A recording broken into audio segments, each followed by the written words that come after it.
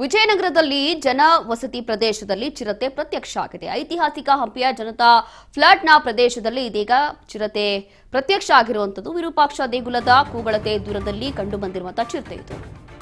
ಚಿರತೆ ಓಡಾಡಿರುವಂತಹ ದೃಶ್ಯ ಸಿಸಿ ಕ್ಯಾಮೆರಾದಲ್ಲಿ ಕ್ಯಾಪ್ಚರ್ ಆಗಿದೆ. ಈ ಸಿಸಿಟಿವಿ ಫುಟೇಜ್ ಅನ್ನ ನೋಡಿರುವಂತಹ ಜನ ಚಿರತೆಯನ್ನ ನೋಡಿರುವಂತಹ ಇಲ್ಲಿನ ಜನ ಆತಂಕಗೊಂಡಿದ್ದಾರೆ. ರಾತ್ರೋರಾತ್ರಿ ನಾಯಿಯೊಂದನ್ನ ಹೊತ್ತೊಯ್ದಿರುವಂತಹ ಚಿರತೆ ಇದು.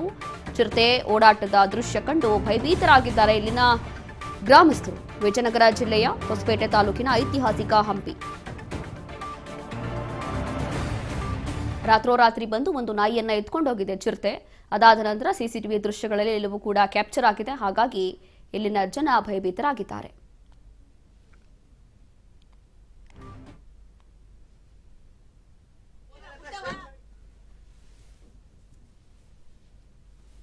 ವಿಜಯನಗರದಲ್ಲಿ ಜನವಸತಿ ಪ್ರದೇಶದಲ್ಲಿ ಕಾಣಿಸಿಕೊಂಡಿರುವಂತಹ ಚಿರತೆ ಇದು. ಐತಿಹಾಸಿಕ ಹಂಪಿಯ ಜನತಾ ಫ್ಲಾಟ್ನ ಪ್ರದೇಶದಲ್ಲಿ ಕಾಣಿಸಿಕೊಂಡಿರುವಂತಹ ಚಿರತೆ.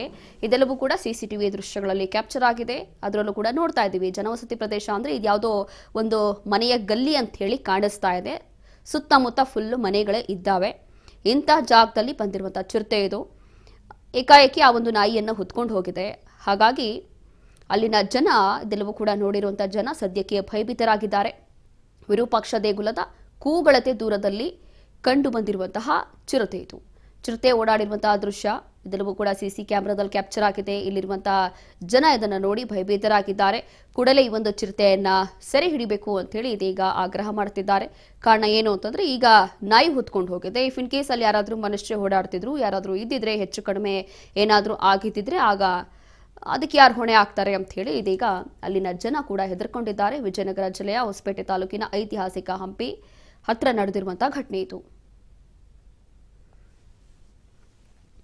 ಮತ್ತಷ್ಟು ಮಾಹಿತಿಯನ್ನ ಕೊಡ್ತಾರೆ ನಮ್ಮ ಪ್ರತಿನಿಧಿ ಶಾಂತಕುಮಾರ್. ಶಾಂತಕುಮಾರ್, ಇಲ್ಲಿ ಜನವಸತಿ ಪ್ರದೇಶ ಅಂತಂದ್ರೆ ನೋಡ್ತಾ ಇದೀವಿ, ಈ ದೃಶ್ಯಗಳಲ್ಲಿ ನೋಡ್ತಾ ಇದ್ರೆ ಸುತ್ತಮುತ್ತ ಬರೀ ಮನೆಗಳೇ ಇದ್ದಾವೆ, ಯಾವುದೋ ಗಲ್ಲಿ ಅಂತ ಕಾಣಿಸ್ತಾ ಇದೆ. ಎಂಥ ಜಾಗದಲ್ಲಿ ಚಿರತೆ ಕಾಣಿಸ್ಕೊಂಡಿರುವಂತದ್ದು, ಹೇಗೆ ಸೆರೆ ಹಿಡಿಲಿಕ್ಕೆ ಏನಾದ್ರೂ ಅರಣ್ಯ ಅಧಿಕಾರಿಗಳು ಏನ್ ಹೇಳಿದ್ದಾರೆ ಅಂತ? ರೋಶ್ನಿ, ಈಗ ಒಂದು ಘಟನೆ ಏನು ಪದೇ ಪದೇ ನಡೀತಾ ಇರ್ತಕ್ಕಂಥದ್ದು. ಅಂದ್ರೆ ಹಲವಾರು 1-2 ತಿಂಗಳು 3 ತಿಂಗಳು ಒಂದ್ಸಲಿ ಚಿರತೆ ಕಾಣಿಸ್ಕೊಳ್ಳುವಂಥದ್ದು ಸ್ವಾಭಾವಿಕ ಆಗಿದೆ. ಮೊದಲು ಏನಾಗಿತ್ತು ಅಂದ್ರೆ ಹಂಪಿ ಒಂದು ವಿಶ್ವವಿಖ್ಯಾತ ಸ್ಥಳವಾದಂತ ಹಂಪಿಯಲ್ಲಿ ಮೇನ್ ಬಜಾರ್ ಇತ್ತು. ಅಂದ್ರೆ ವಿರೂಪಾಕ್ಷ ದೇವಸ್ಥಾನದ ಮುಂದಿನಲ್ಲಿ ಜನವಸತಿ ಪ್ರದೇಶವಾಗಿತ್ತು. ಈಗ ಅದನ್ನ ಸುಮಾರು 2011 ಡೆಮಾಲಿಶ್ ಆದ್ಮೇಲಿಂದ ಅಲ್ಲಿ ನೋಡ್ಕೊಳ್ಳೋರು ಯಾರು ಇಲ್ದಂಗಾಗಿದೆ. ಹೀಗಾಗಿ ಪಕ್ಕದಲ್ಲಿ ಇರ್ತಕ್ಕಂಥ ಜನತಾ ಪ್ಲಾಟ್ ಏನ್ ಜನವಸತಿ ಪ್ರದೇಶ ಇದೆ, ಅಲ್ಲಿ ಈಗ ಕೇವಲ ಬೆರಳೆಣಿಕೆಯಷ್ಟು ಮನೆಗಳಿರೋದು. ಅಂದ್ರೆ ಸುಮಾರು ಒಂದು 70-80 ಮನೆಗಳಿದ್ದಾವಲ್ಲಿ. ಆ ಒಂದು ಪ್ರದೇಶದಲ್ಲೇ ಪಕ್ಕದ ಹೊಲ ಗದ್ದೆಗಳಿಂದ ಮತ್ತು ಗುಡ್ಡಗಾಡು ಪ್ರದೇಶಗಳಿಂದ ಇರುವಂತಹ ಚಿರತೆಗಳು ಆಗಾಗ ಇಲ್ಲಿ ಅತಿಥಿಗಳ ಹಾಗೆ ಬಂದು ಹೋಗೋದು ಸರ್ವೇ ಸಾಮಾನ್ಯವಾಗಿ ಹೋಗಿದೆ. ಹಲವಾರು ಬಾರಿ ಅರಣ್ಯ ಇಲಾಖೆಯವರಿಗೆ ಈ ಕುರಿತು ಮಾಹಿತಿಯನ್ನು ಕೂಡ ಸ್ಥಳೀಯರು ನೀಡಿದ್ದಾರೆ. ಗ್ರಾಮ ಪಂಚಾಯತಿ ಕಡೆಯಿಂದ ಕೂಡ ಮಾಹಿತಿಯನ್ನು ನೀಡಲಾಗಿದೆ. ಆದ್ರೂ ಕೂಡ ಅವರು ಸೆರೆ ಹಿಡಿಯೋ ಒಂದು ನಿಟ್ಟಿನಲ್ಲಿ ಪ್ರಯತ್ನವನ್ನ ಪಟ್ಟಿಲ್ಲ ಅಂತ ಹೇಳಿದ್ರೆ ಇದು ಅತಿಶಯೋಕ್ತಿ ಆಗ್ಲಿಕ್ಕಿಲ್ಲ. ಯಾಕಂದ್ರೆ ಹಲವಾರು ಬಾರಿ ಈ ರೀತಿ ಘಟನೆಗಳು ನಡೆದ, ಅದೃಷ್ಟವಶಾತ್ ಯಾವುದೇ ರೀತಿಯಾದಂತ ದುರ್ಘಟನೆಗಳು ನಡೆದಿಲ್ಲ. ಅಂದ್ರೆ ಯಾವುದೇ ಮನುಷ್ಯರ ಮೇಲೆ ದಾಳಿ ಆಗುವಂತ ಒಂದು ಸಂಭವಗಳು ಆಗಿಲ್ಲ ಇದುವರೆಗೂ. ಆದ್ರೆ ಅದು ಹಾಗೆ ಇರುತ್ತೆ ಅಂತ ಹೇಳಲಿಕ್ಕೂ ಆಗಲ್ಲ.